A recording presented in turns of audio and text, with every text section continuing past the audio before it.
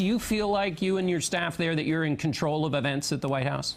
I think to say that we're in control would be a substantial understatement. We have equal branches of government in this country. The judiciary is not supreme. There's no such thing as judicial supremacy.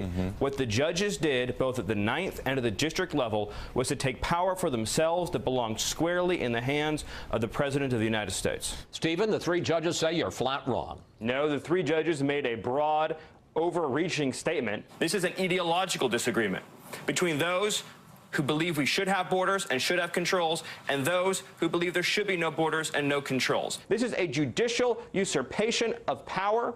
The end result of this, though, is that our opponents, the media, and the whole world will soon see, as we begin to take further actions, that the powers of the president to protect our country are very substantial and will not be questioned. And the bottom line is the president's powers in this area represent the apex of executive authority. We will have unquestioned military strength beyond anything anybody can imagine. We have a president who has done more in 3 weeks than most presidents have done in an entire administration. Saying that we stand with our ally, having the 2 men appear on camera worldwide to all of planet Earth, was a statement that will be understood very well by North Korea.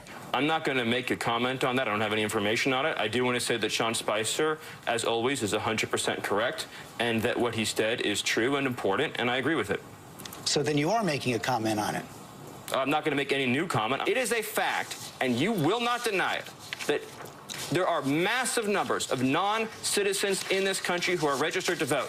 That is a scandal. We should stop the presses. That's the story we should be talking about, and I'm prepared to go on any show, anywhere, anytime, and repeat it and say the President of the United States is correct 100%. That's a White House advisor, right? Oh, my God. It's not even funny. You can't even... Oh, my God. It was so much worse. It's much than I ever worse. thought. It's much worse. Wow. 100% correct. 100% correct. It is a fact, and you will not deny it, a fact that was actually a lie. Right. And then again, he learned this, I guess, in autocracy for young politicals. Okay, you told me not to say it. Hold on a second. Hold on. When he said what did he say about the power? Powers of the president are very substantial. And they shall not be questioned. They will not be questioned. They will not this guy. be questioned. That is no. They oh are. My God. They are questioned, my young little lad. Miller. They will be questioned by the court. It's called judicial review. Alexander Hamilton and James Madison wrote about it in the Federalist Papers. It was enshrined in Madison's Constitution.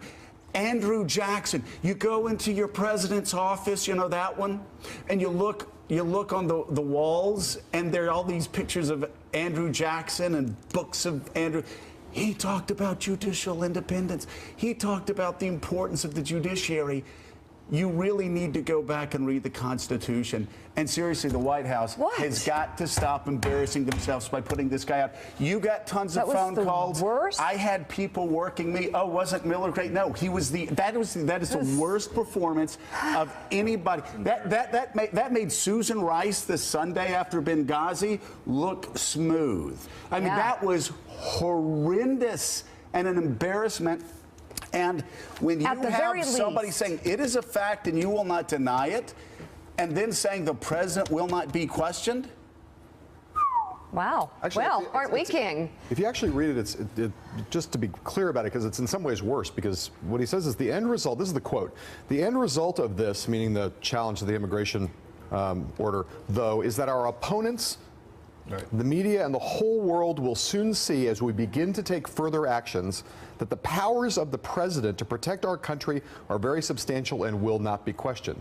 Which is an assertion beyond the president not being questioned. I told you it was creepy of nearly unlimited and executive scary. branch authority to do whatever it wants. Well, that is the talk of a dictator, not somebody who is president of the United States. And I would hope the president of the United States would put him in his give him the calls you got. It seems they're taking him seriously. Fill up his lunchbox, put him in the corner, put him at his desk, and have him read the United States Constitution, have him read the Federalist Papers, have him read the words of our founding fathers, have him read the words of Andrew Jackson when it comes Joe, they don't want him to. They judicial like him. Yet he's being He has rewarded them for this. entire No, he can't be rewarded inner for cadre this. from the top down wrapped around his finger. They love him. Tell the truth. Let me just, they love this guy. Let me just say this. You know, again, I will say it. We told everybody when it was coming that Donald Trump is going to win the Republican nomination. We said it early. Let me tell you something. This sort of talking, this sort of thinking, I'm just telling you right now. Oh, let me look at the date here. I'm just telling you right now, Monday, February 13th, 2017. If that sort of thinking were enacted into policy, we would have impeachment proceedings within the next 6 months. Donald Trump would be impeached if they did not adhere to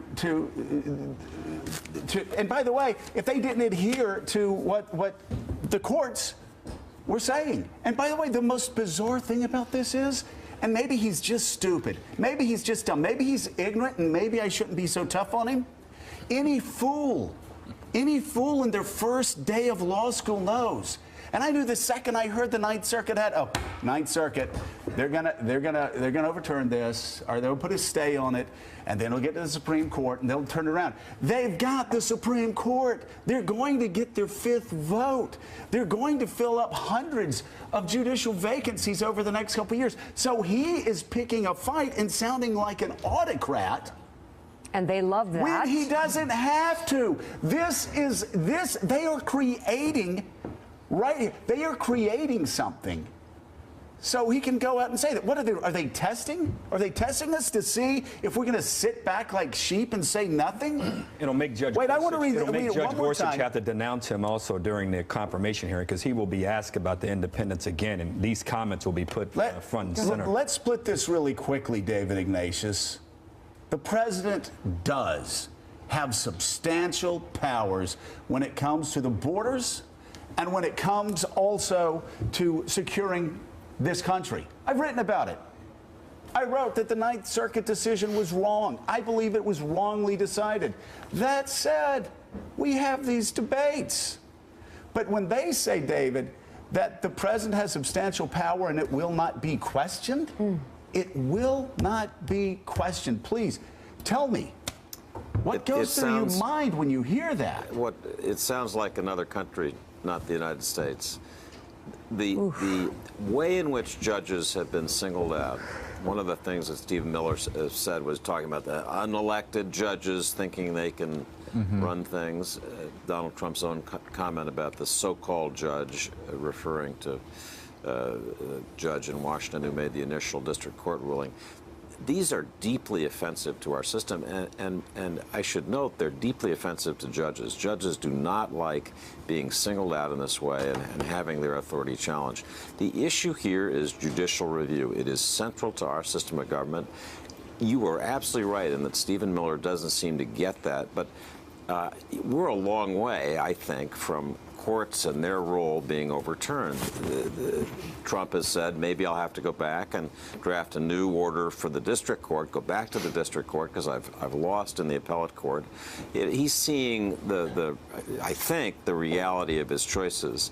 But what Stephen Miller said should worry everyone because it's a challenge to the way our government works. And it absolutely should worry everyone because from the top down, they loved his performance. They praised it. They thought it was good. What is so unbelievable is, Harold, is the president had a good weekend with the Japanese prime minister, a good call with China, and a good thing happening today with Justin Trudeau, and Ivanka and the women's economic platform being pushed. Pushing. That's good. A finally, women's economic platform. That's Very great. good.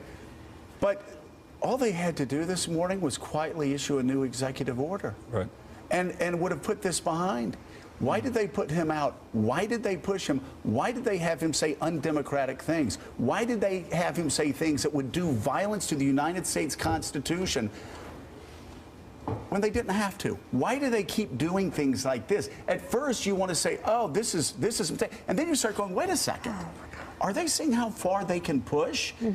Every Republican in Washington, D.C., if you do not speak out about that, then you were doing yourself a disservice. Never call yourself a constitutionalist again. Never call yourself a constitutionalist again. Why, just call yourself an obsequious, pathetic little lemming.